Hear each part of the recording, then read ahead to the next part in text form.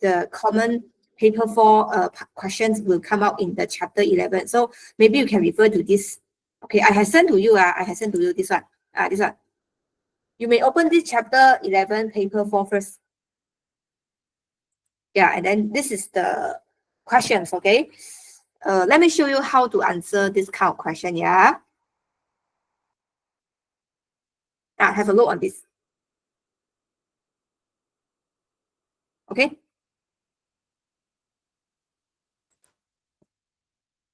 Okay.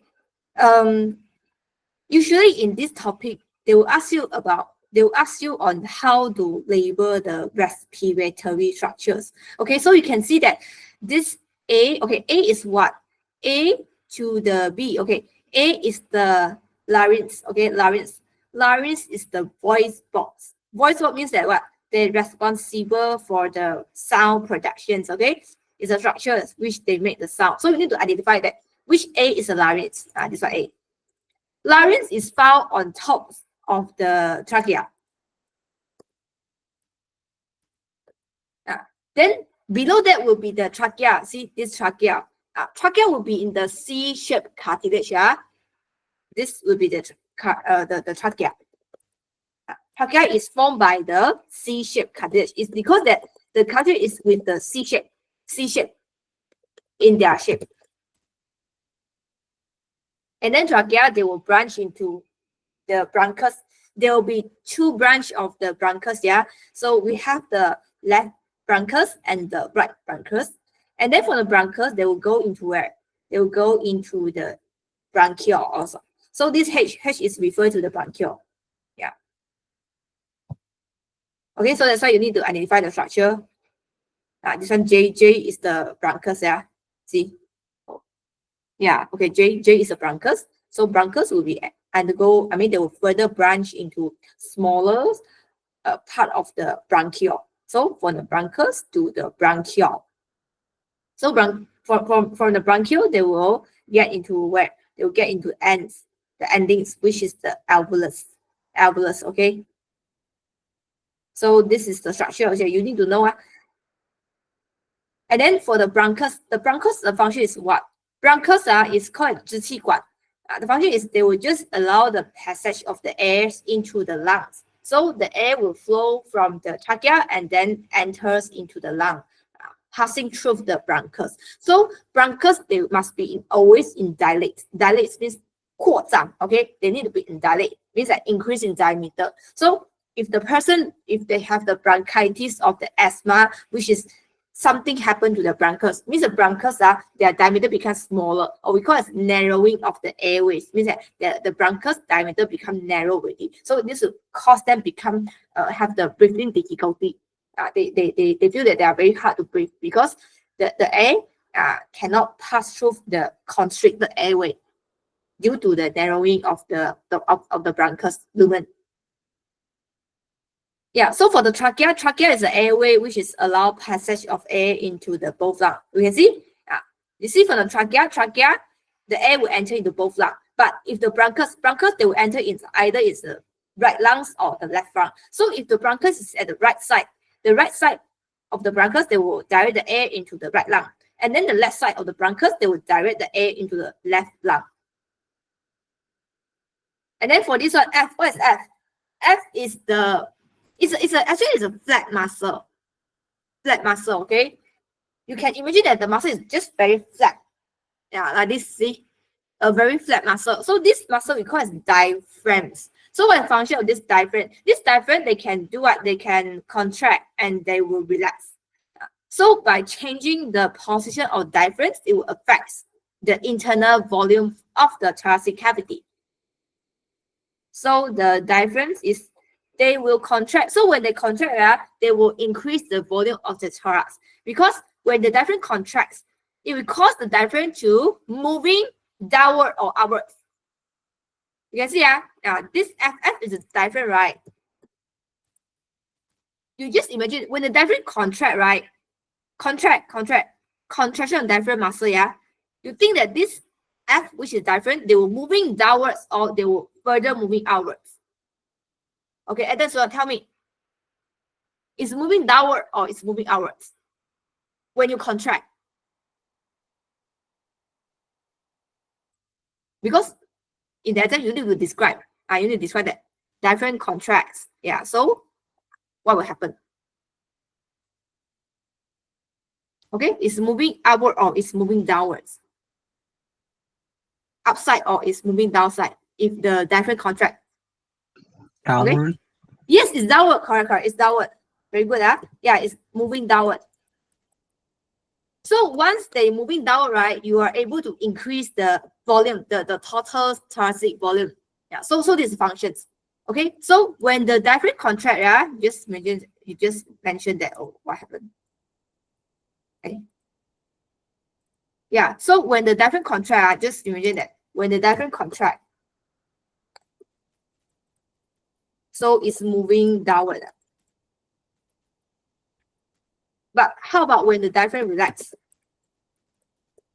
Relax means that the diaphragms, they will moving upwards directions. Okay, you just imagine that this flat muscle, they move up. When they move up, right, actually they will decrease. See, they will decrease the volume of thoracic cavity. So that's why decreasing volume means that the pressure will increase. Because the volume and the pressure, they are inversely proportional. Yeah, so when they relax, they will be moving upwards. And the alveoli is for the gas exchange. The gas exchange is involved in the oxygens and the carbon dioxide, which is the oxygens, they will diffuse from the oxygens, which is by the simple diffusion.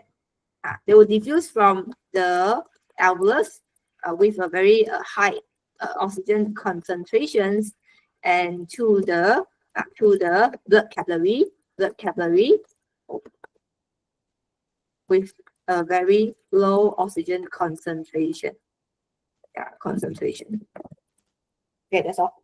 And then for this one, internal intercostal muscle. We have two types of intercostal muscle. We have the internal and the external. Okay, so students usually they will be confused at whether it's internal or external. So in this case, will be the internal because you can just K. This one K. When you look from the picture, right, you cannot differentiate it's external or it's internal, but you're able to differentiate from the statement above. See, so just imagine that when you want to do what? When you want to do the inhalation, right? When you want to do inhalation, okay, what will happen is the muscle, they contracts, okay, and then they will lower the leakage. Okay, actually this happens in when they are doing what? When they are doing the exhalations. Yeah, exhalations. It's not inhalation. It happens during the exhalations. Means that when you exhale out the air. So when you exhale out the air, they refer to your inside the thoracic cavity. They must be reduced, right? The volume, they must be reduced to increase the pressure. So inside the thoracic cavity, the pressure will be higher than outside. So that's why you're able to exhale your air. So in order to reduce the volume, right? So you need to allow your leakage to move inwards. See, moving inwards and downwards. Yeah, so in order to allow your leakage to move inward, right, means that the internal intercostal muscle, they need to contract. Just imagine that your internal intercostal muscle contract, right, the muscle just moves inwards. If the external intercostal muscle contract, yeah, the leakage, they were moving outwards, okay, outwards and outwards. I'm not sure, do you still remember about this? Maybe I show you the notes.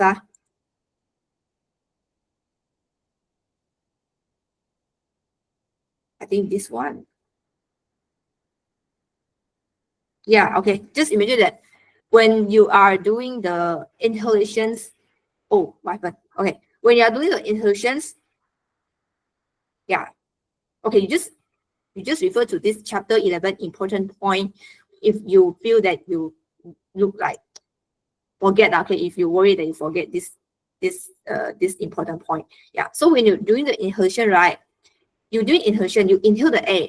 If you inhale the air, what will happen is you need to increase the volume. Okay, you need to increase the thoracic volume of the thoracic cavity.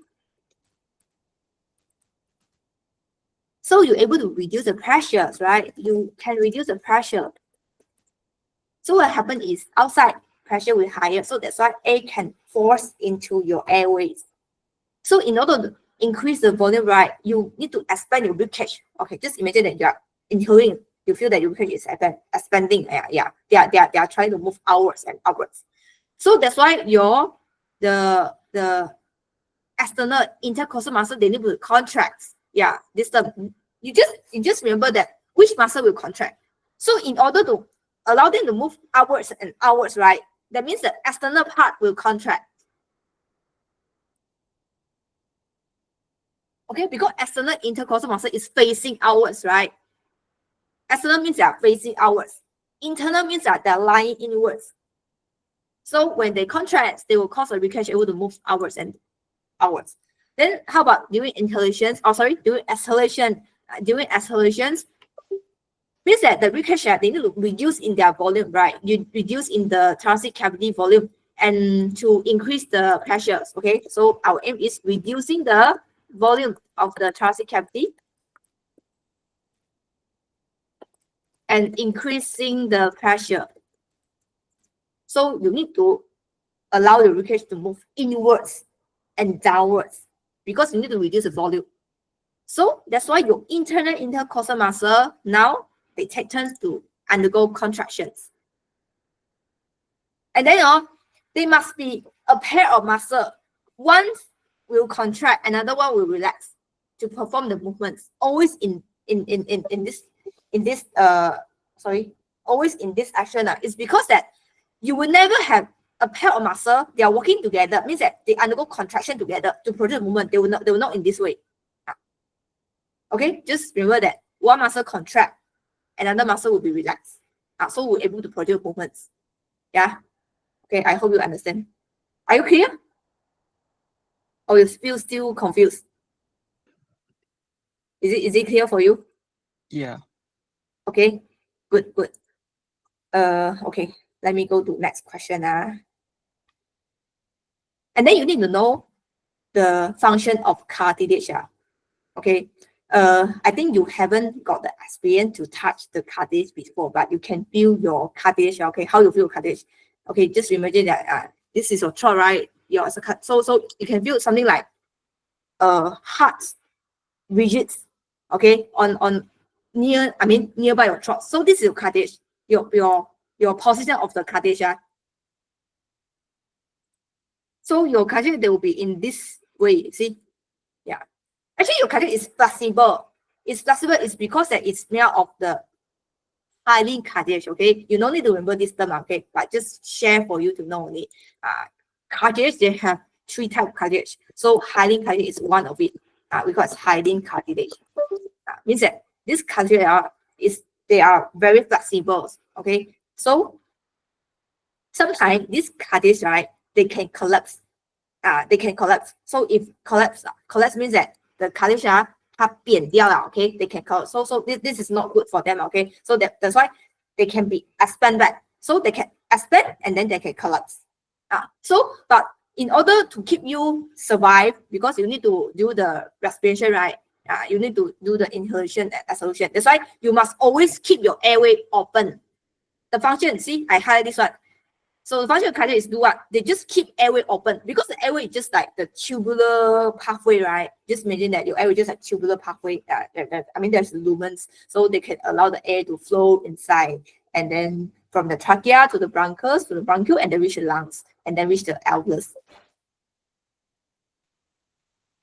Okay, so the cartilage is very flexible. Okay, so means that you able to breathe in the air even that when you are trying to swallow.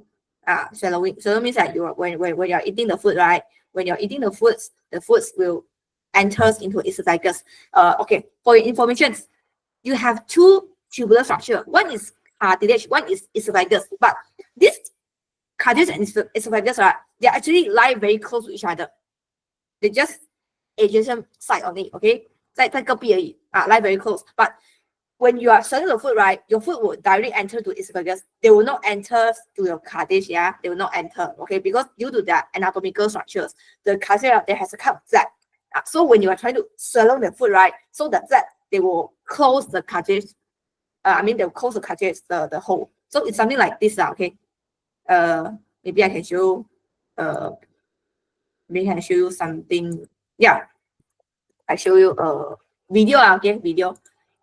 Maybe you are curious. I'm not sure you are curious. Okay. So during swallowing, okay, during swallowing. Okay, during swallowing.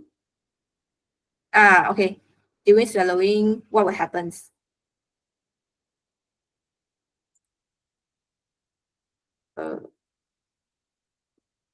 What kind of video? Okay, during swallowing, okay, maybe I can show this one. Epiglottis. Epiglottis is a this one, okay. How we swallow? Both is a form of food, right? So when you swallow, the food will enters into esophagus. So, but the problem is, how do we prevent the food enters into the cartilage? We don't want the food enter into cartilage, no. The food only can enter into esophagus.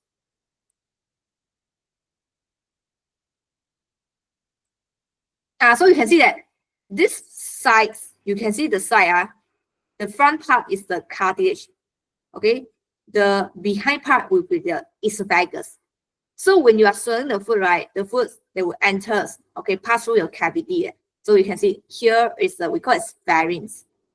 Pharynx, okay? So pharynx means that this is a cavity, okay, connected, means that it's connections between the nasal cavity and the mouth cavity. Nasal cavity is your 鼻腔, okay?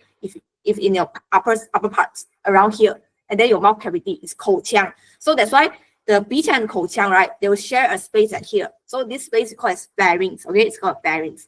So the food, they will get into pharynx and then they will get into the esophagus. But when you are swallowing, right, there will be the cartilage flap. Okay, this we call as epiglottis, this one.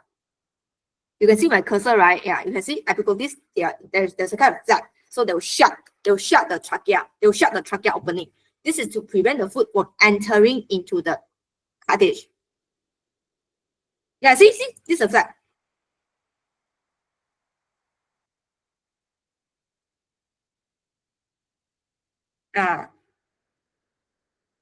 You can see, right, the cartilage flap, which is epiglottis, they will close. See how they close. So when they close, they will close the trachea opening. So this can prevent the food from entering into the trachea. Yeah, okay, that's it. Because the food cannot enter into the trachea, okay, it will be trouble. Okay, if the food enters in trachea, what will happen is, how do we say, it will hinder your respiration process. Okay, we call it 呛到, okay, 呛到, 被食物呛到. Okay, so that's why we the airway smell of the cartilage, okay? The airway is included trachea, it smells for this cartilage. So that's why it's flexible, okay? Just need to write the cartilage is flexible. So we can breathe in the air, even though we are swallowing. And then for this one, okay, today we'll talk about the respiration. It's two kinds of respiration. One is called aerobic, another one is anaerobic. So for information is, usually in our sound, we prefer to do what? We prefer to do aerobic respirations. It's because that by doing this aerobic respiration, right, you're able to produce larger amount of energy compared to the anaerobic respirations, which is that happens without the presence of the oxygen. We prefer to do aerobic respiration instead of the anaerobic respirations. So this is our sound preference to get more energy. So what happens is, if you increase the carbon dioxide concentration in the blood, what happens? Okay, may I ask you, carbon dioxide is an acidic gas or is alkaline gas? Acidic. Yeah, it's acidic gas, okay? So if your carbon dioxide levels in your blood increase, it will cause the acidity of the blood pH to increase also. Means that your blood pH will be reducing, okay? So this is also for extra information. You don't need to remember. It's okay. So your blood pH, usually they will be maintained a balanced pH. It's around pH 7.25 to 7.35. This is your blood pH. Okay. This is your blood pH, and my blood pH is in this state. But if the carbon dioxide concentration in the blood increasing due to the carbon dioxide is the acidic gas, right? So this maybe will cause the blood pH to be reduced. Maybe from 7.25. Oh, sorry. I made a mistake. Okay, it's 7.35 to 7.45 is something like that. 7. Okay, 7.25 is very, very low. So means that your blood pH, maybe from 7.35, right, they can reduce to 7.2, 7.1. So this is very dangerous condition for your blood. I mean, for your whole body. It's very dangerous because acidosis. Okay, this will be another term. Okay, you know the memorize this. Okay, just for let you know. Okay, because blood acidosis means the blood pH reduce significantly. So this is, this will cause a very bad effect to your body. Maybe you become more tired. So your body, right? Okay, they have a receptor. The receptor is called a chemoreceptor. I'm not sure you heard this before or not. Chemoreceptor. Okay, this chemoreceptor, right, is located on your, I remember it's on around your aorta. We call it the aortic arch.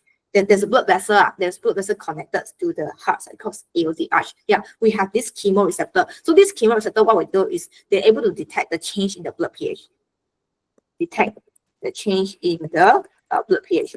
So once they detect if there's sudden reductions of the blood pH lower than their normal range, so they will do what? They will try to increase the rate of breathing, increase the rate of respiration. Why? It's because that they are trying to remove the carbon dioxide away. So if your carbon dioxide concentrated in the blood increase, right? So your respiration rate or your breathing rate will increase because they are trying to exhale away the carbon dioxide, try to removing the carbon dioxide away.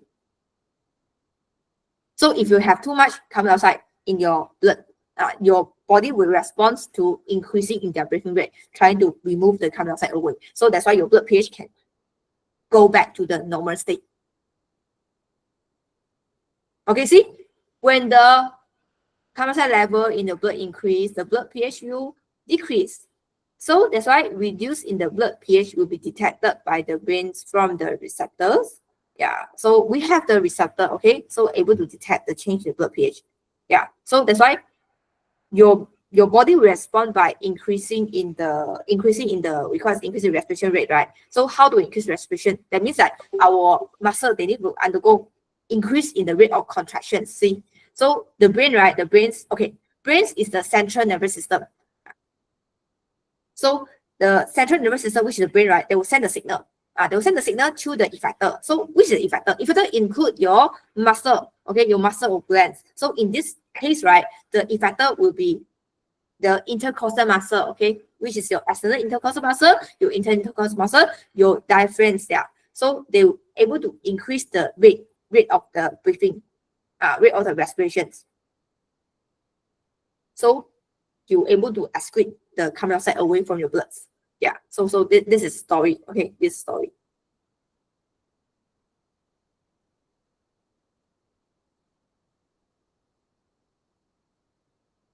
Okay, so maybe you can describe about what happened. How the process happens. Okay, so diaphragms, they will do what? Because you want to increase the rate of respiration, right? So that's why your diaphragms, they will contract and flatten. Means that they will going downside. Okay, they will going downwards because they want to increase the volume.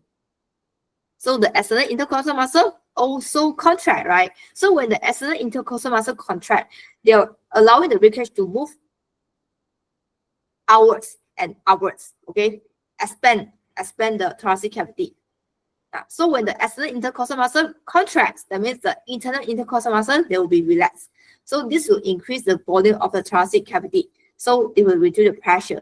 That's why the air will flow into the airway and enter the lung. Okay, so maybe you can take in more oxygen, then you remove away the carbon dioxide.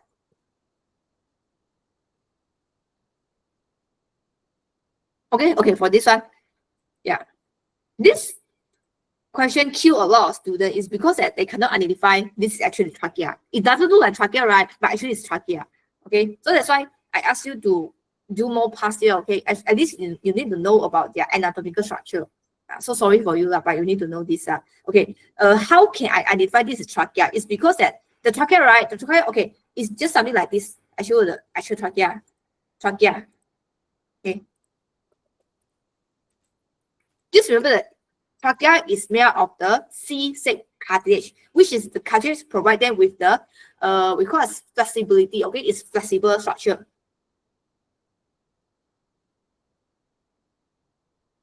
Okay, trachea is something like this. You can see, just imagine that it's trachea.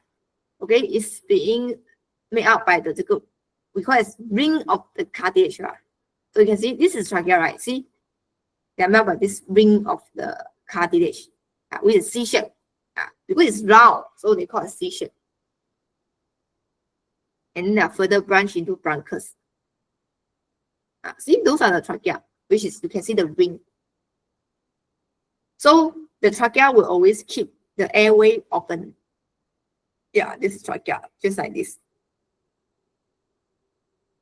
So when you cut the trachea, and then you view under the, we call it the histopathology, okay?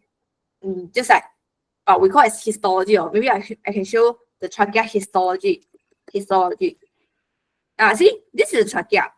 Means that they get the actual trachea, right, just like in the picture, and then they cut part of it, and then the view under the microscope. Before that, they must stain with some, we call it the color dye, okay? Because the color dye can help to, can help us to visualize the trachea structure in a better way. So they will become like this, see? You can see, right? It's C-shape. That's why they always call it, the trachea is C-shape. Okay. And then the four is what? Okay, the four is muscle. Yeah, it's muscle. You can see this. Can I have a label? Label parts. Maybe I show you. Okay. Trachea histology. Okay, label.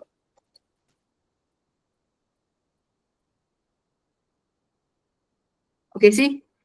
Okay, this is a very nice picture for you. Okay, I will copy down. I put it here. Okay. No way. Later I will send the picture to you again. Okay. Yeah. See, this is trachea. They just look like this. If you cut one part of the trachea and then you view under microscope, it's just something like this. Very beautiful, right? So you can see this culture is definitely C-shape. C-shape like this. See this C-shape. It is a half circle, so they call it C-shape. And then here will be the trachealis muscle, okay? Because the trachea, right, the below part, there will be muscle. So they can help in the contractions and the relaxation of the trachea. Okay, so we go back to the questions. See, this is a trachea. So where is cartilage? E is a cartilage, see E. So it will be this way. See, this one. Here will be the cartilage. Here, see?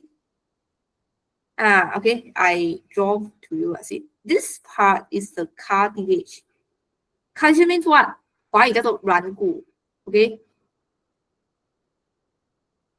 This. Because cartilage. 软骨. So it's C-shape. And then the upside will be tracheal muscle, okay, but they didn't ask you to label it, they just ask you to label what is A. A is a lumen trachea, A is lumen trachea. It's a trachea. And then, okay, how about the lining of the trachea? Trachea is apart from the respiratory airways, okay? So for the respiratory tract, right, the lining, they will belong to what? They will have the ciliated cell. Do you remember about this or not? In your chapter 2, okay? Ciliated cell. They will have this. Okay, this cell which contain the cilia. This cilia will do what? What is their functions? They do the cilia beating. They'll be like moving like this. Left, right, left, right. Okay, do you know why they are doing this moving? I mean movements. It's because they want to move the mucus. Okay, what's mucus? Mucus is a sticky substance. Okay, just like when you're sneezing or coughing, you will produce a lot of mucus. Okay, let's take a gas that is higher concentrations in expired air than in inspired air. They must be carbon dioxide. Okay, in the expired air, what will be higher concentrations than the inspired air is the carbon dioxide. Second will be the water vapors. Okay, H2O, water. Then in the inspired air, usually they will be had a higher oxygen compared to the expired air. And then, okay, this is a very common question to ask. Okay, please help me to label B. Okay, I want you to. I'm not asking you to memorize about, but you must know. Okay, you must know. And then Celia. Okay, Celia, please don't write about double L. It's not double L, it's single L. Okay, CILIA, Celia. Or you can say a Celia cell. It's up to you. So it contains the cilia. So cilia is just they will do what? They will help you to remove the mucus out of the airway. Okay, because the mucus can do what? Mucus is being produced by the goblet cell. Okay, so goblet cell is a, I think you'll see the goblet cell before, right? It's a cell which is very fat, very fat in their body side. So it's something like this. Okay, this is goblet cell. I think you've seen before, right? Produce the mucus. Just like this. Just look like a very fat cell. Okay, very cute. Yeah. So goblet cell, you can see they have the microvilli as well. So you know where you can find goblet cell. You can find the goblet cell in your respiratory airways. Secondly, from your digestive tracts. Digestive tract, they also have this goblet cell. It's because that along the digestive tracts, there will be the mucus productions.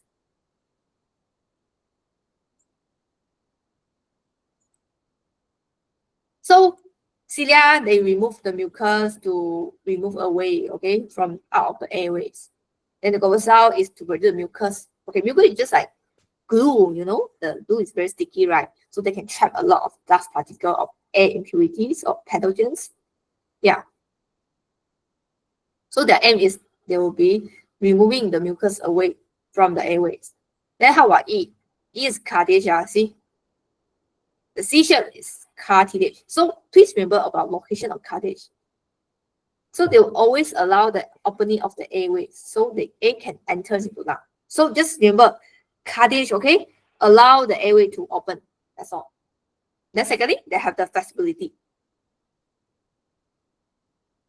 Okay, so we finished discussing about chapter 11. Yeah, it's just a very simple chapter. Just you need to know about the important point to memorize. Okay, yeah. And then now we talk about the chapter 12, which is a new chapter. Let's start chapter 12.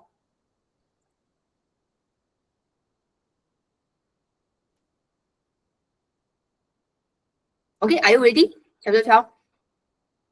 So in this chapter 12, we have learned two types of respiration. One is aerobic, one is anaerobic. You must heard these two types of respiration before, okay? Aerobic means what? Aerobic means that the respiration happens in the presence of the oxygens. Anaerobic respiration is referred to the respiration happens without the oxygens, Okay, then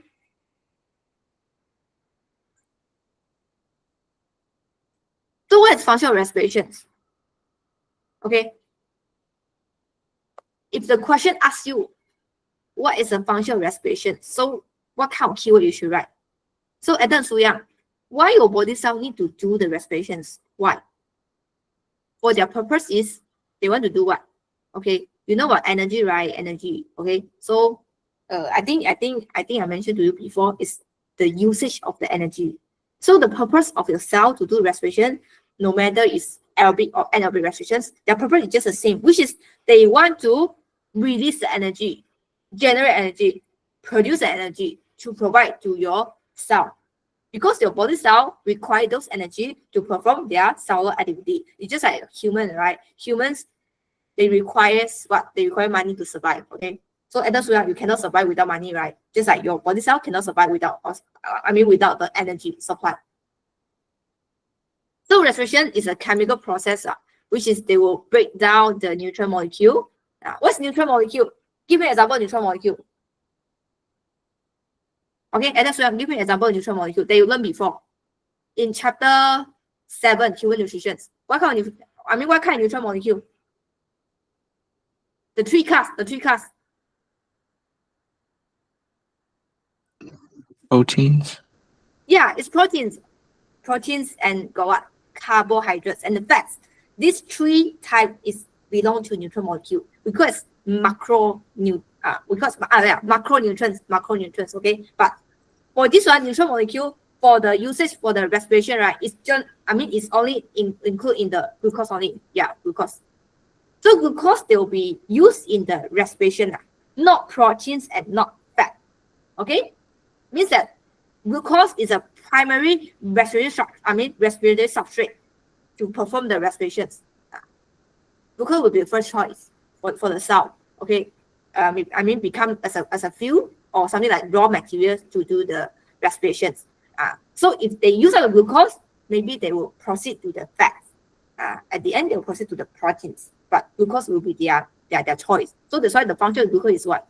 The function of glucose is the function of glucose, or we call it carbohydrates. Carbohydrates is a source of the energy. Okay, it's a main source of energy. Right this way, main source of energy.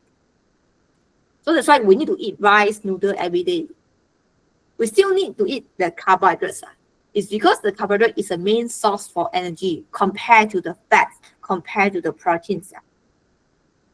So respirations, their function is do what? Is to release the energy. And then they will provide to the body cell. So where is the energy?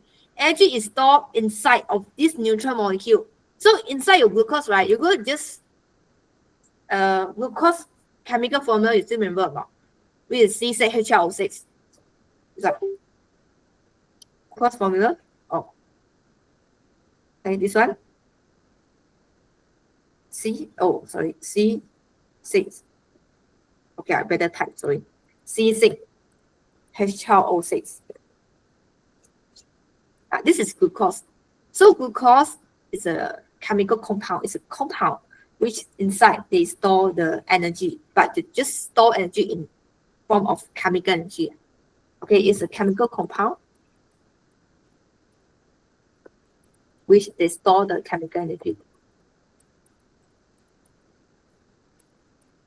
That's why glucose will become the substrate for the respiration. So they will further break down the glucose. Yeah, see how they can break down glucose up. So after they break down glucose, what will happen is they will release energy. See? Yeah.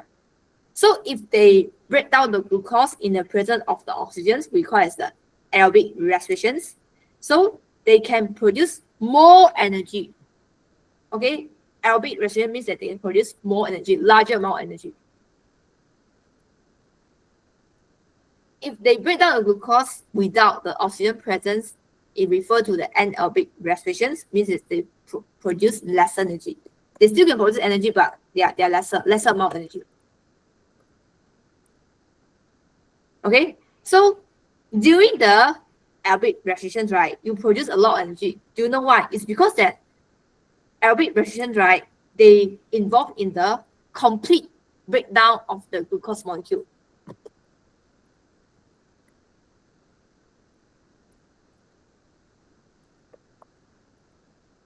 Yeah, they break down the glucose completely.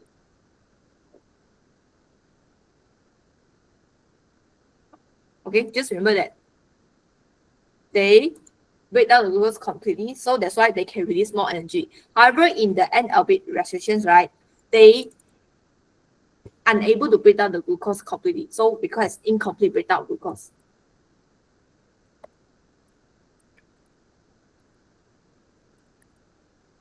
Because they don't have oxygen, right? So that's why they cannot fully break down the glucose. They just break down the glucose partially. That's why they cannot release, they cannot release the full amount of the energy inside the glucose. They just release some of the energy. Yeah, so they will produce less energy. So all living cell, right? All living cell is referred to your any kind of your body cell. Okay, your muscle cell, your liver cell, your bone cell, they will perform the respirations because they require the energy. They need the supply energy. So The living cell, they will be supplied with the oxygens and the glucose, right? All living cell, they will be supplied with the oxygen and glucose. Just imagine like this. This is the body cell, right? This is the body cell. Inside there's glucose. And then there will be the oxygens. Okay, first oxygen enter, and secondly, the glucose will enter. Okay, glucose is 6 carbon molecule. Yeah. So these two substances, they will supply to the cell. So the cell, okay, they have what? Okay, adults, do you still remember that? What kind of organelles which carry out the aerobic respirations? The organelles.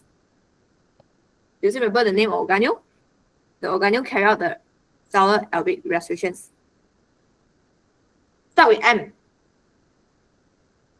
Still remember? Mitochondria, okay? Yeah, this is mitochondria. The organelle is mitochondria.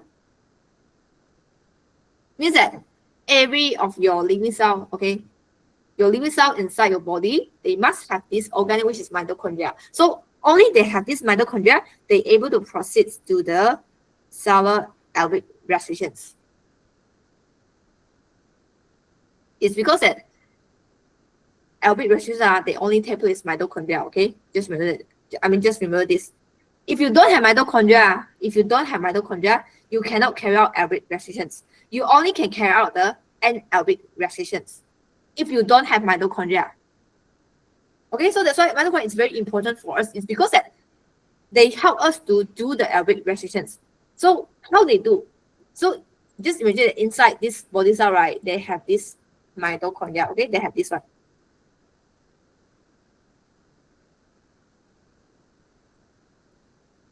Yeah, this one. Actually, I'm drawing mitochondria, okay? Just look not really same like mitochondria. But this yellow color, right, yellow structure is mitochondria. So the oxygens and the glucose, they will enter into the cell, they will enter into mitochondria. So the mitochondria, right, they will undergo a series of the enzyme catalyzed reactions. So they will produce what? They will produce a byproduct, which is the water, carbon dioxide, and the energy. Yeah, they will produce water, and then they will release the carbon dioxide. So carbon dioxide, they will be excreted out by the body during the exhalations, and then they will produce the energy in form of heat. Usually it's in form of heat. 产生热能啊. Yeah. Okay. So energy. The purpose is they want to release energy. See, release energy. Okay. To supply to the cell. So if the question asks you, what is the usage of energy in the body cell? It's like use of energy in the body of the human, the usage of energy. So energy, they can be used for what? Energy, they can be used for muscle contractions. Okay, you know that in your muscle cell have a very high density of mitochondria. Do you know why? It's because that your muscle is always do contraction relaxations, right? So that's why they must have a lot of energy supplied to them. Only they can do the contraction relaxation.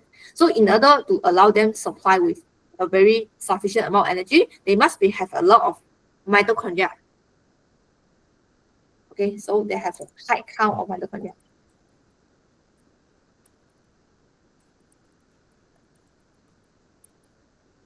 Inside the muscle. Because they need to do muscle contractions. And then when you transmit the nerve impulse, still remember that?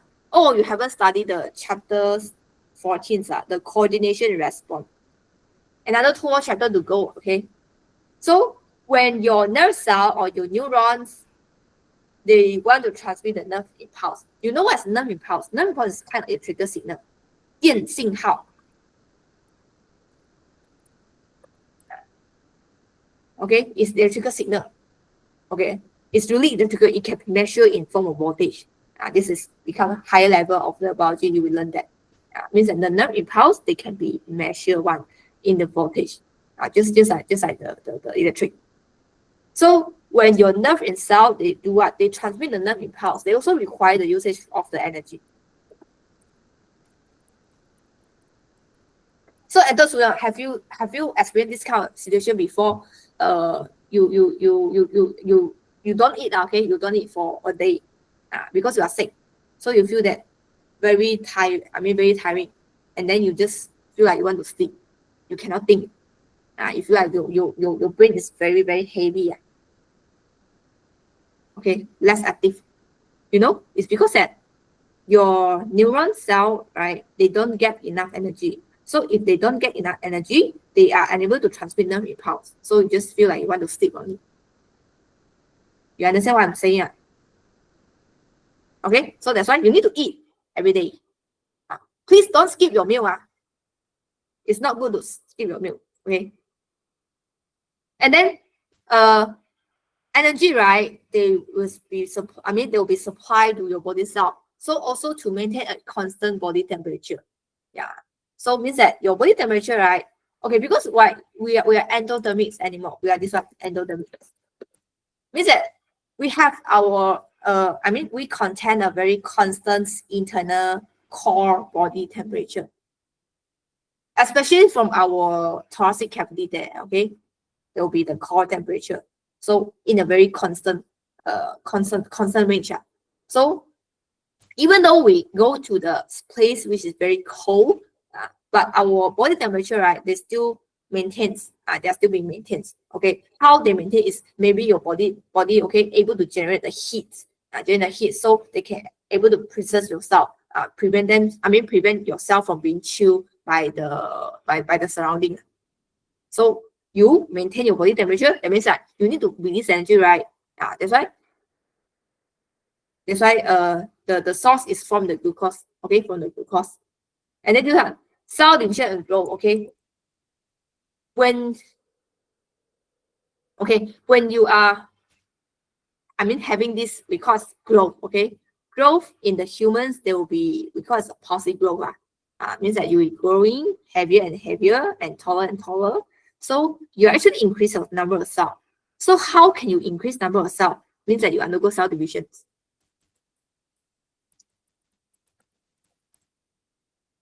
Cell division, what's meant by cell division? Mitosis. Mitosis is the example of cell division, which is the divisions of your nucleus and the cytoplasms, and then to produce another genetically identical daughter cell, which is totally same with your parent cell. So this is called mitosis. So these cell divisions also require a very large input of energy. So if they don't have energy, they are unable to do the cell division. They are unable to increase number of cells. Okay, and then for this one, active transport. Okay, chapter 3, you learn about active transport, right? So, you tell me, active transport, right? To allow them to happen, what are the 3 criteria for the active transport? First one, you need to have energy, right? You need to have the supply of the energy from the cellular pelvic restrictions.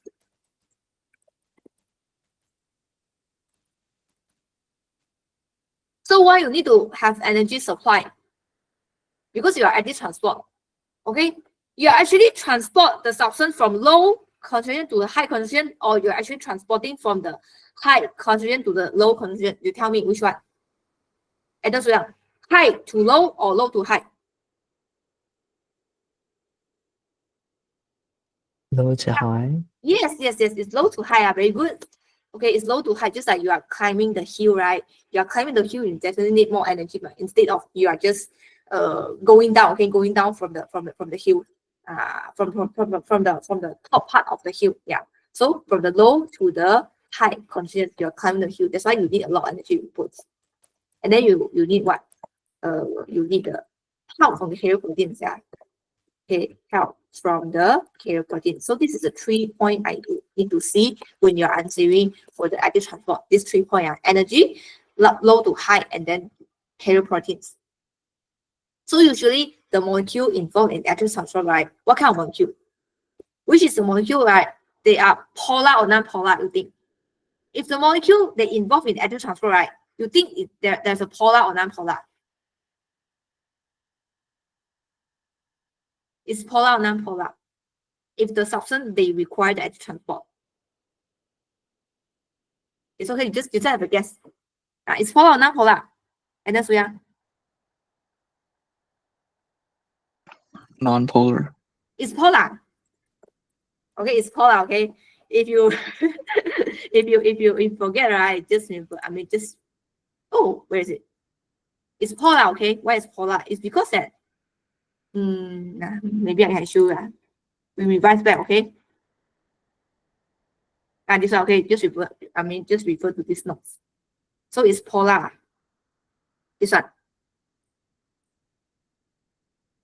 You can see my screen, right? Am I sharing? You can see my notes. The chapter 3 Shiva BT. Can you see? Yeah. Okay, sure. So you can see energy transfer, right? The substance, okay? Example of substance involved in energy transport, which is they are usually large site. The site is so large, right? So that's why they require the carrier proteins to help them to transport large site. Secondly, is polar. Polar. What's mean by polar? Polar means that the substance they contain charge. 加减. Okay, so another question is, water is a polar molecule, is non-polar molecule, you think? Water is polar or non-polar?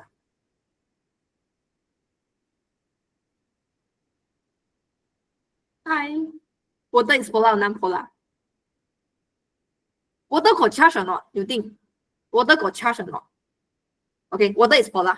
Okay, water is polar molecule. So any kind of substance which is they are charged, they are polar, and then they are large inside, they will undergo the electron transport. Example of the charged molecule will be the ions. This one. See, ions.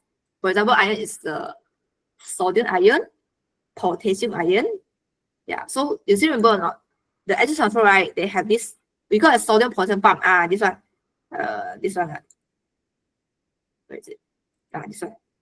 Sodium potassium pump is a example for the electron transport. This one.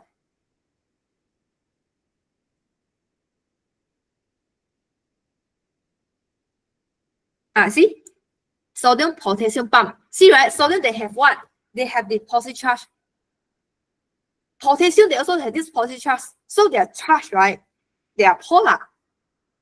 Okay, they are polar. Yeah, see? Sodium potassium pump. So usually ions and also glucose, amino acids. Okay, glucose amino acids, they also undergo the electron transport to get into the internal side of cell. This one from the external parts enter into internal cytoplasm of the cell. So by the electron transport, do you know why? It's because that the glucose amino acid, their site is also very large. Okay, so just remember about this now. Okay, about sodium potassium pump, transport of any mineral ions. Okay, mineral ions means that, especially from the root hair cell, right? The root part of the cell, which is they contain this root hair cell. The root hair cell, the function is do what? They will do the absorption of the mineral ion and the water, right? You see this one? This one. Water and mineral ion. So you tell me, water will enter into the root hair cell by what? By osmosis, right? Then how about mineral ions? Mineral ion, like, so for example, sodium. Okay, sodium. Because in the soil, right, there's a sodium, right? 泥土里面有盐分. So when the sodium ions, they try to enter into the root hair cell, is undergo by the active transport. Okay, so this is a common question to ask in the exam. Glucose and proteins, yeah, that's all.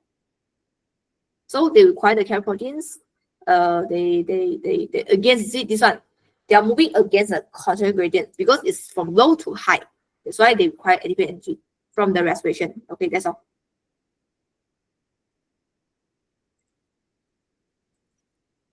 Okay, so now we talk about protein synthesis, right? Not only protein synthesis, but synthesis of any molecule, any macromolecule. For example, you're actually building a fat tissue, right? You're actually building something like what kind of apart from protein, okay. The protein product is what? Example of protein product in your body, yeah. You want to give me an example or not? Okay. Example of protein product in your body include your enzyme, hormones, antibody.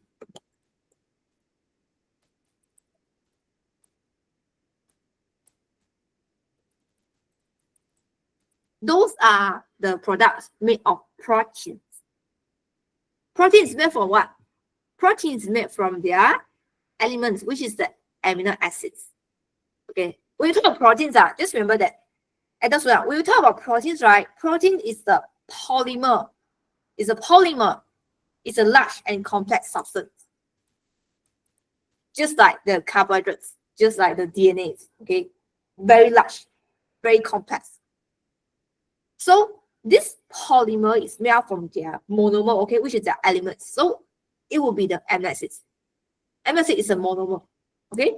So we need to have few change of the amino acid, okay, become the polypeptide change, and then they will fold and they coil to each other, and then they will form the globular shape. See, like this is globular shape, right? A 球体, globular means what? 球体. So then they will form the protein shape. From the shape or the structure, they will decide their functions. I hope you still remember about this one. Okay, so it means that when your body cell want to produce a new substance, either your cell want to make a protein. For example, okay, when I talk about proteins, right? Okay, example, enzyme. For example, your pancreas, because pancreas can produce enzyme, right? So remember, pancreas can produce enzyme. Okay, what kind of enzyme produced by pancreas? You still remember? Yes. Insulin. Insulin. Insulin is enzyme. You think insulin is enzyme? Insulin is hormones, right? Okay, but you say that insulin is correct also, but insulin is belong to hormone. Insulin is not enzyme. Okay, insulin is enzyme. Oh, sorry, insulin is hormone. Okay, it's hormones. It's hormones. Okay, glucagon also. Pancreas. Actually, pancreas is very special organ. How special they are is because that pancreas they can produce two things. One is they produce hormones. Okay, insulin they can produce hormones. Hormones include what? Two types of hormones they produce the insulin. Okay, insulin, and they produce the glucagons. Insulin produce the enzyme include what? Include the, still remember or not? The trypsin and the amylase, okay? Lipase. See? They produce these three kind of enzyme. So just imagine that your pancreas, right? Pancreas is organs, okay? Pancreas is organs. It's a whole organ. So inside your pancreas, right, there's a lot of cell because pancreatic cell.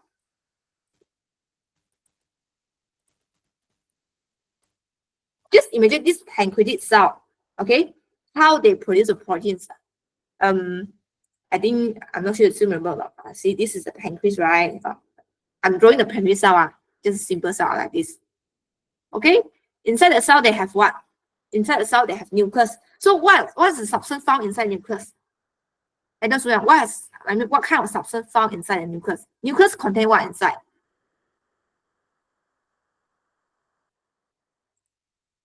What I'm drawing? This one. Oh, it's not obvious for you. Maybe. Okay, I draw again. This is nucleus, right? Just imagine nucleus inside they contain what? You see what is this? What I'm drawing? It's DNA. DNA are found inside nucleus, correct? So the pancreatic cell inside the nucleus contain the DNA. So this DNA contain the genetic informations. So they will help to make the protein product, which is the enzyme. Okay? Yeah. So this process, which is they will produce a new protein product, either it's an enzyme or hormones or your antibody, is referred to the synthesis of the protein product. And this process, right, they require the input from the energy. You are producing a new product, right? You are require the input of the energy. Because this is because anabolic reactions, okay? I'm not sure you heard about this term or not. It's a kind of anabolic reactions. And that means that you're building up a molecule. Anabolic reactions. It's a kind of metabolism, okay? Usually you have two kinds. One is metabolic. One is we call as what? Catabolic. One is anabolic. This is anabolic. It is involved in building up a new molecule. producing a new molecule is anabolic, which is they require the energy input. Okay, so this is how the energy is being used by your body. I mean, by your human body, yeah. So as energy, okay, so this is example of point that you can use if the question asks you how your body cell able to use the energy, yeah. So this is an example of point. Okay, and then now we talk about the aerobic restrictions. Okay, before we jump to this, maybe I'll show you this one. This one, see?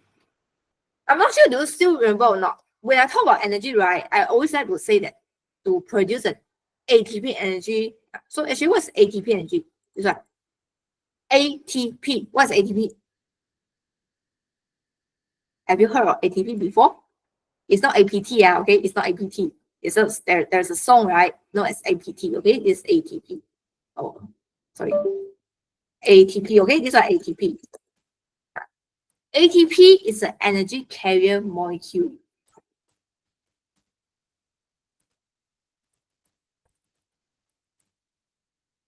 Okay, I explain you to, I explain this ATP to you is because at some time in your answer, right, you can write like the mitochondria, right? Okay, for the mitochondrial function is they will releasing the ATP energy. You can write like this, okay?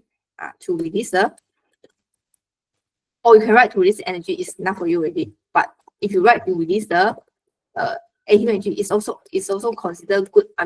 Consider a accurate answer also because energy, yeah, usually in form of ATP. So ATP is a kind of energy carrier molecule. So it looks like this. This is the ATP. Okay, ATP, right? Their name is called adenosine triphosphate. Okay, I hope I didn't spell wrong. Adenosine triphosphate. This is their actual name. Adenosines means what? They have this adenine. Okay, they have this adenine. This one adenine. And then they have this ribose sugar. And then they have this triphosphate molecule. So they are known as triphosphate. See, 1, 2, 3. Yeah. So how they release the energy? Because this triphosphate molecule, right, they have this high energy bond. This one. You can see, right? This, and this, and this. What is this? This is called a high energy bond. This one. Okay, we call it high energy bond.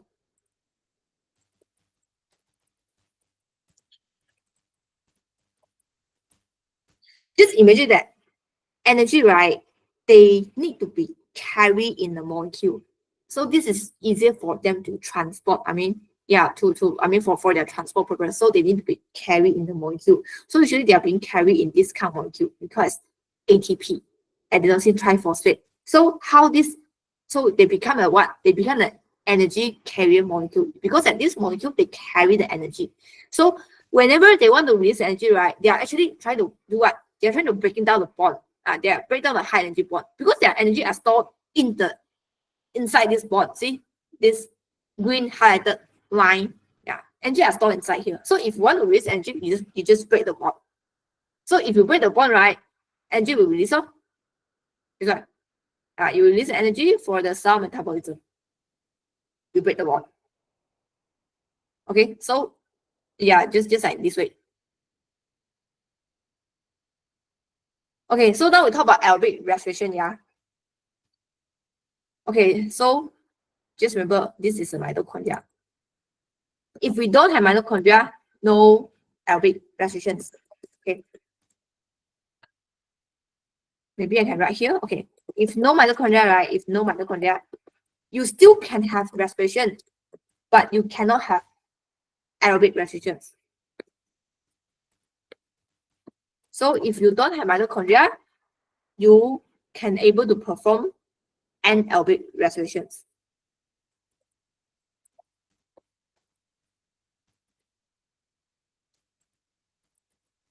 So only anaerobic respiration occur because don't have mitochondria.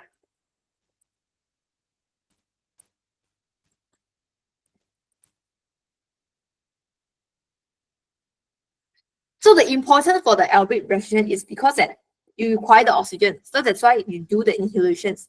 You do the inhalation is because that you need to inhale oxygen from the environment. You take a deep, now you take a deep breath now.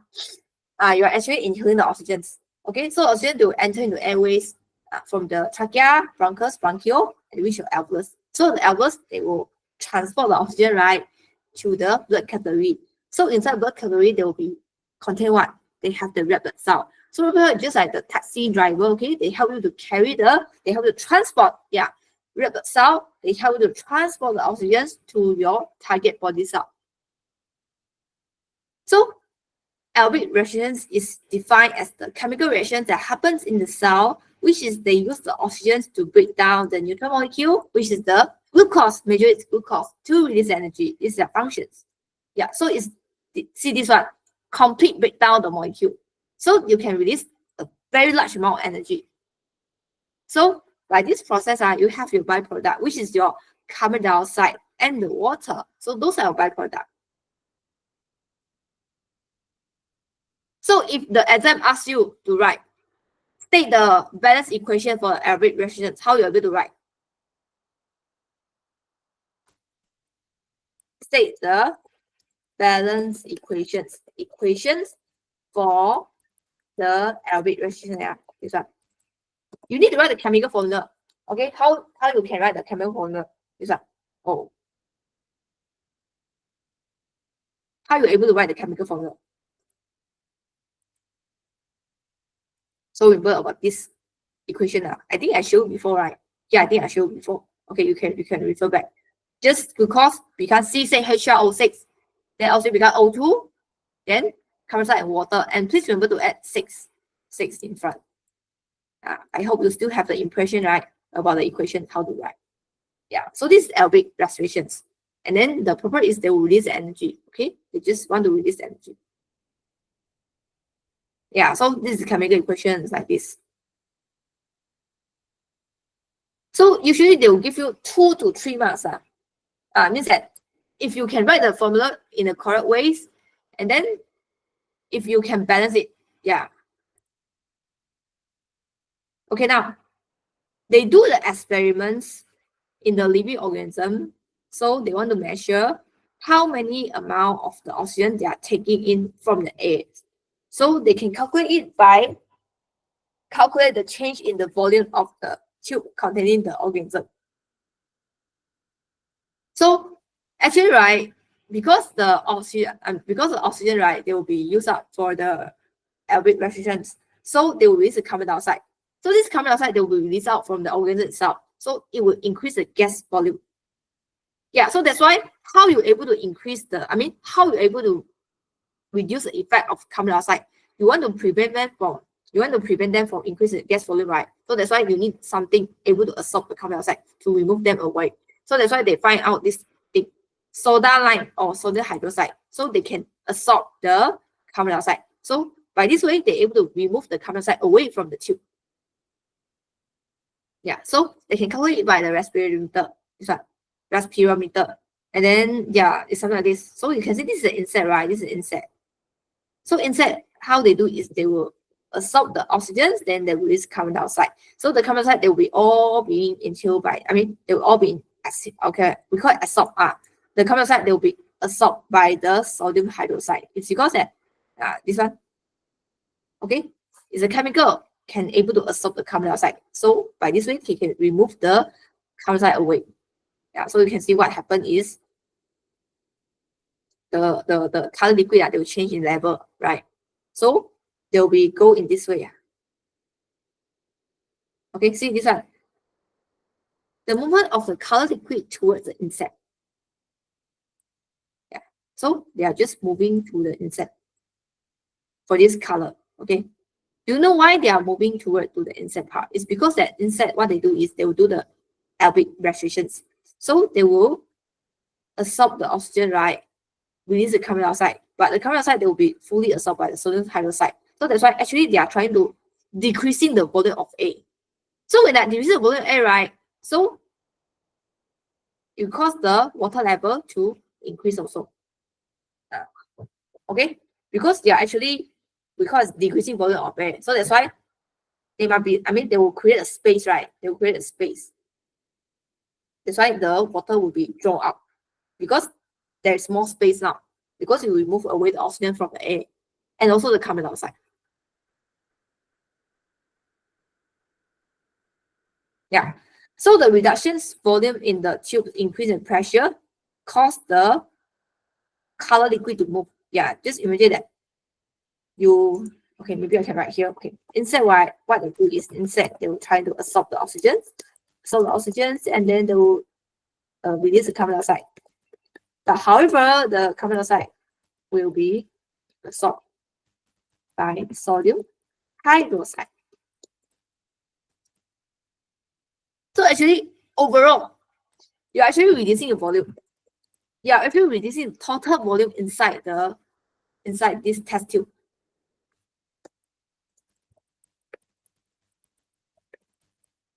So what happens is when you reduce the total volume, right? So this will cause the water levels, the color liquid to increase because you reduce the volume. You are actually creating more space. Yeah, so they will attract to the bright side. Okay, that's all. And then yeah. Okay. Another thing you need to know is actually your respiration, no matter is your aerobic or anaerobic, it's an enzyme catalyzed reactions. Means that they need the help from the enzyme to help them to carry out this respiration process. Okay, so because it's enzyme, right? Enzyme is the proteins. So enzyme itself, because it's a protein, right? Protein is very sensitive to the change of the temperature. So you can see they investigate the effect of temperature to the rate of respiration. So how they able to investigate this one? Yeah, under 10, 15, 20, 25, 30 degrees Celsius until 40 degrees Celsius. Okay, so and then they will calculate the rate of respiration. I'm not sure how they calculate the respiration. I'm not sure how they calculate the rate of respiration, but I think it's something like, see, and then they are using germinating seed. Why they are using germinating seed? Okay, before that, I need to ask you, Adam Suyang, you have a guess. You think this seed germination process, 种子发芽的过程, okay, is a aerobic or anaerobic reactions? You think it's aerobic or it's anaerobic? 种子发芽的过程.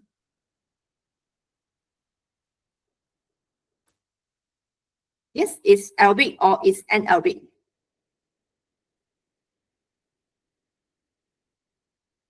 Hello, hello.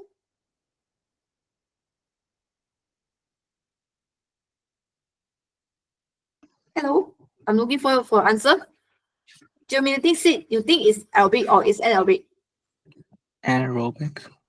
It's aerobic. Yes, it's aerobic. Okay, do you know why it's aerobic? It's because that germinating seed, right? Seed, they just doing this germination process. 种子刚刚发芽. Okay, and this seed, they don't have leaf. They still haven't produced the leaf. So if they don't have leaf, right, so they cannot do photosynthesis. That's why they need to have this aerobic respirations to help them to do what? Release energy. So the aerobic respiration, right, they will release energy. So this will help to support the growth of the seed. That's why it's the aerobic respiration. That's why they need to be supplied with the oxygens. They need to be supplied with oxygens, water, and the suitable temperatures to allow the seeds to do this germination successfully. Okay, maybe I can write here, but this I think we'll learn later. But it's okay, I just write here first. Conditions for the seed germinations. Do you think seed germination require light? Yes or no? The answer is no. Seed germinations, no require light.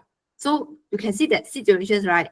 They even, they can even germinate better or in the faster rates in the dark surrounding environments, because they don't require light for the germinations, but they require light for the photosynthesis. So the condition for seed germination is you need to provide them with enough oxygen because they do aerobic respirations.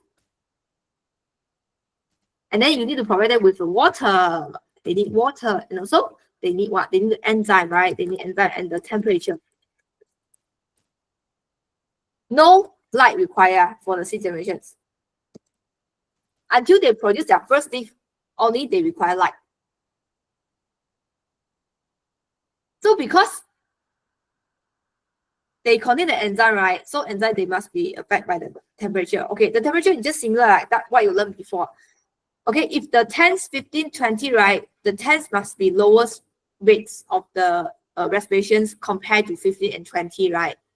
Then when they are reaching 20, 25, 30s, they'll find out the respiration rate will slightly increase. I mean, slowly increase steadily. It's because that the temperature, right? The temperature able to increase the kinetic energy of the enzyme which catalyze the respiration process. So you increase the kinetic energy, you're able to increase the collision, okay, between the enzyme and substrate. Well, those are the points we learned in chapter 5, okay? You can refer back. So also if your temperature is too high, right, beyond 40 degrees Celsius, it definitely will denature enzyme. So if they exceed the 40 degrees Celsius, you end up in denature, your seed cannot do germination already because no enzyme to catalyze them. Okay. And then now we talk about anaerobic respirations. So anaerobic respiration is the respiration, right? They don't require oxygen. So they just, what they do is just very simple. Whatever they have, they just break down, even though they do not fully break down it. Okay, they have glucose, right? They still have glucose. They just break down glucose. At least they can release some of the energy. So they are actually breaking down the neutral molecule. So this neutral molecule, what they refer is the glucose. So they can release energy without the oxygen. Okay, sometimes anaerobic respiration, anaerobic respiration happens because there's totally no enough oxygen supply to the body cell. For example, when you're doing exercise, just imagine when you're doing exercise, right? This one. Actually, majority of the anaerobic respiration happens when you are doing exercise. It's because that when doing exercise, you actually increase the rate of contraction of the muscle. So your muscle definitely have a higher demand for energy. So they need to have more energy supply to them. But the problem is, you are doing exercise, you cannot inhale too much air, right? You cannot inhale too much air. Okay, so the air that you inhale is referred to the oxygen that you inhale, right? The oxygen that you inhale, right, is not sufficient to break down the glucose. You understand what I mean? Means that you are doing exercise, right? So there's a limitation. You cannot inhale too much oxygen. So there will be lack of oxygen supply to your muscle cell. So if your muscle, they don't have enough oxygen supply, right? So some muscle cell, they will switch from the aerobic, become the anaerobic. They'll perform these anaerobic respirations. Yeah.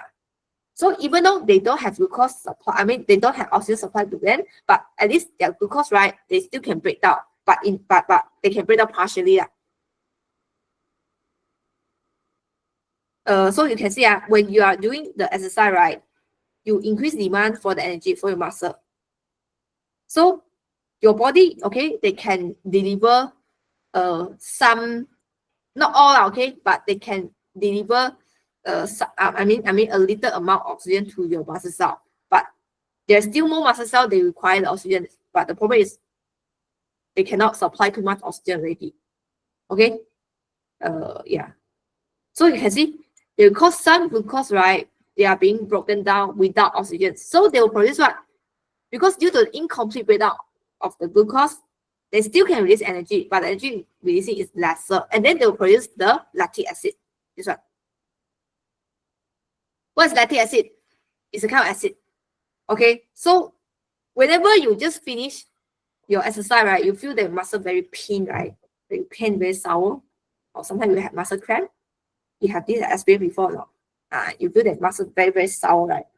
It's not comfortable for you, but this kind of feeling, right, they just last for 1 day, 2 days, and then slowly reduce. So from the third day and fourth day, you will be recovered already. You don't have the kind of muscle pain, muscle cramp feeling already. Do you know why?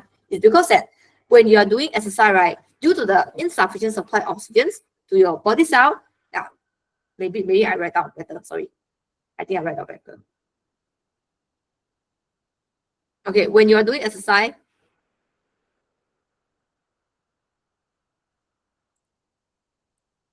due to the insufficient supply of the oxygen to the body cell, or no, to the muscle cell.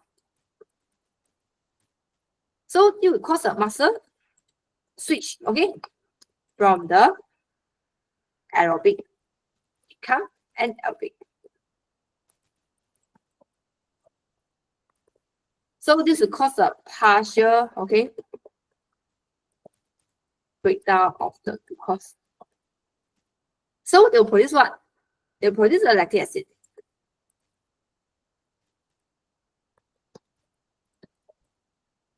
Yeah.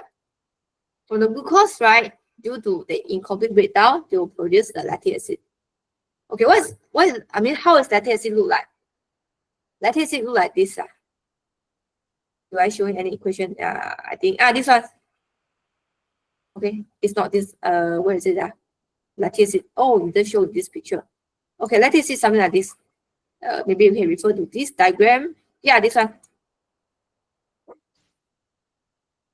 Anaerobic restrictions. You actually have two types of anaerobic restrictions. Okay, one is called lactic acid, another one is called alcoholic. Fermentations. Fermentation is referred to the 发酵. Okay, fermentation, because it happens without any oxygen. So you can see from the glucose, right? Initially, they undergo the lactic acid fermentation. So they will produce a lactic acid and then they will receive energy. See, only 150 kilojoule, which is definitely lesser than the aerobic respiration itself. Yeah, so just remember about the equation. C6H12O6 become lactic acid. Lactic acid, right? It's just very simple structure because they just have 3,6,3. It's just a 3 carbon simple molecule only. So this lactic fermentation, right? Lactic acid fermentation it only happen in the muscle tissue.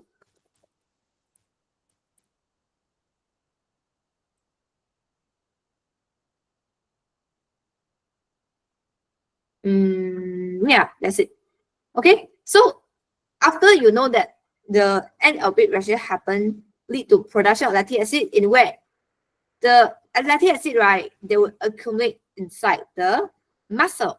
They accumulate within the muscle cell. Yeah, so this will cause the muscle cell will have the kind of feeling with muscle cramp. Okay, so lactic acid, right, initially they will build up in the muscle cell, and then this will lower the pH of the cell. So they will make it then become more acidic. So what will happen is when you lower the pH of cell, actually you can denature the enzyme in the cell. Okay, because enzyme is very sensitive to two kind of things, temperature and pH, right? You increasing the temperature, you destroy the enzyme. But if your pH, right, increase or reduce too much, okay, become too acidic or too alkaline, you also can destroy your enzyme structure. Enzyme is just very sensitive, protein. So cell definitely, if you have accumulation of lactic acid inside muscle cell, right, they cannot be accumulated too long periods because they will cause a negative effect to the muscle cell, to your enzyme, right? That's why they need to try to remove the lactic acid away. So how they remove lactic acid? So from the muscle cell, they enter the blood and then to the liver. You see, from the muscle cell, they'll get into the blood and then go back to the liver. So when the blood passes through the liver, right, the lactic acids, they are taken by the liver cell and then they undergo what? Oxidations. Oxidize. Oxidize means 氧化, okay? Oxidize. So how they being oxidized? Okay, so after they oxidize, right, so they'll break up this lactic acid, which is C6H6O3, become carbon dioxide and water. Yeah, so how they oxidize is means that lactic acid, right, they will have their ways to react with oxygen because they undergo oxidation. Oxidation means that they combine with the oxygen. So then they will go into the liver, right? So they will become the carbon dioxide and water. So this carbon dioxide and water, they can be expelled. I mean, they can be undergo excretions to remove away by the body. Yeah. So the waste product of the lactic acid at the end is the carbon dioxide and the water. Okay.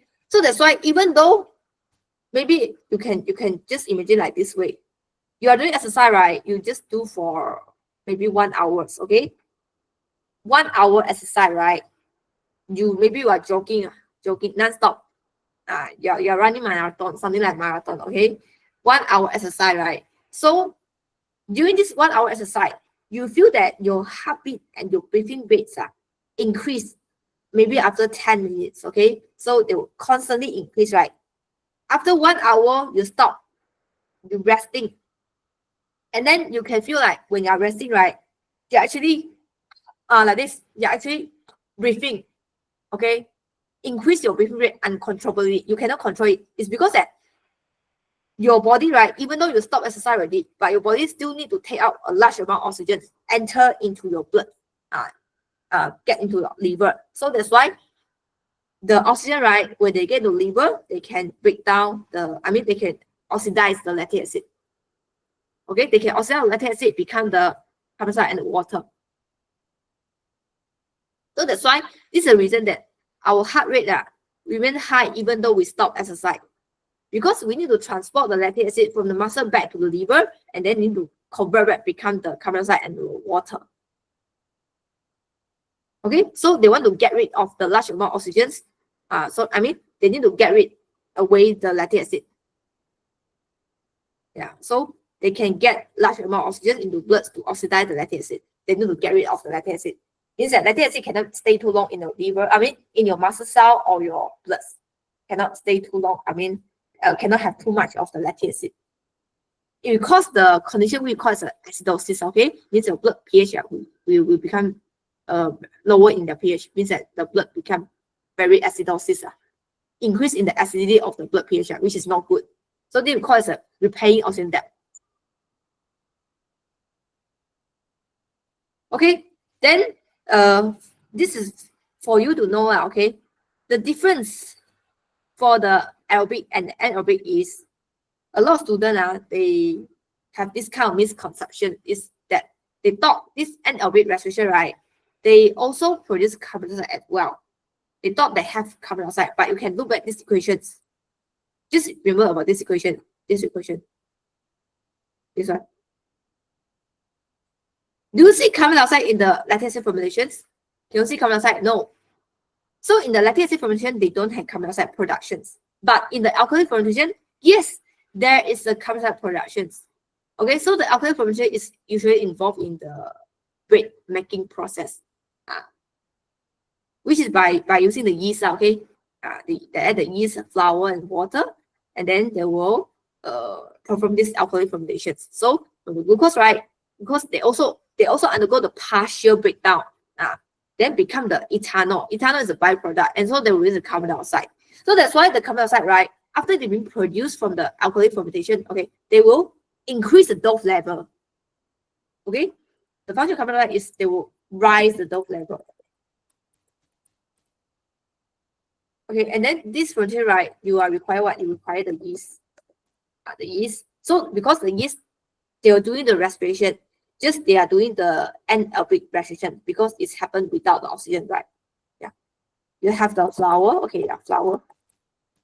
You have the water. So please remember about these two equations. Okay, just remember that lactic acid at the end, they need to be removed away from the muscle, go back to the blood and the livers, then further oxidize. This one, see? This is a diagram for you to have a look. Actually, there's a name, Cori cycle, but this is not included in your IG exam. You just need to know how to write the pathway. Okay, how the lactic acid, right? Okay, lactic is another term for the lactic acid. So how the lactic acids, they are being produced in the muscle cell due to the anaerobic respirations, okay, which is the lactic acid fermentations. So see, from the glucose, right, they become the lactic. So they accumulate inside the muscle. That's why lactates need to be transported back to the blood. See, this is the blood. Blood will be here. And then go back to your livers. See, the lactates, okay? So they will be oxidized, okay, become carbon dioxide and water. But actually, some of the lactate, like, they can regenerate become glucose. But it's okay. Just need to know that they can oxidize, okay, become the carbon dioxide and the water, because they can They can do what? They can, we call as they can oxidize, okay? They can undergo oxidations by the oxygens. So oxygen, they can break down the lactate, become the carbon dioxide and the water.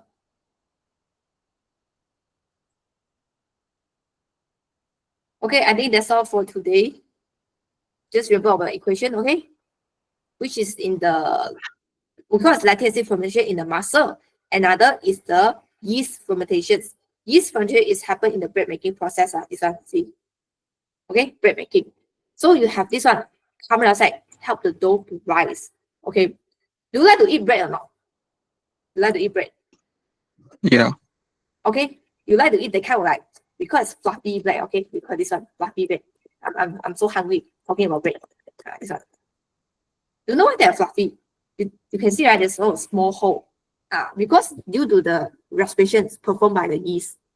So yeast, right, they are inside the dough, so they would perform the respirations. So how they perform respiration is they will break down the glucose. So from this process, right, they will produce they will produce the alcohol, carbon dioxide, and the energy. Yeah. So during the fermentation, right, your temperature will increase as well because they will release the energy. Not too much, but they will still release. So that's why they will produce this kind of hole is due to the yeast, they do the respirations. They will release the carbon dioxide. Carbon dioxide is a gas, right? So that's why they will give the bread become this hole. Yeah. They cause the dough to rise up, increase their level. Okay. So this is the story for today. Okay. So next step will be the question. Okay. I will send you the question for the chapter 11 and 12 to do the objective part. Okay. Yeah. Okay. So that's our class for today. Do you have any question to ask me? No? Okay. Adam, Suya? So far, so good. Okay. Am I speaking too fast? I hope. Okay.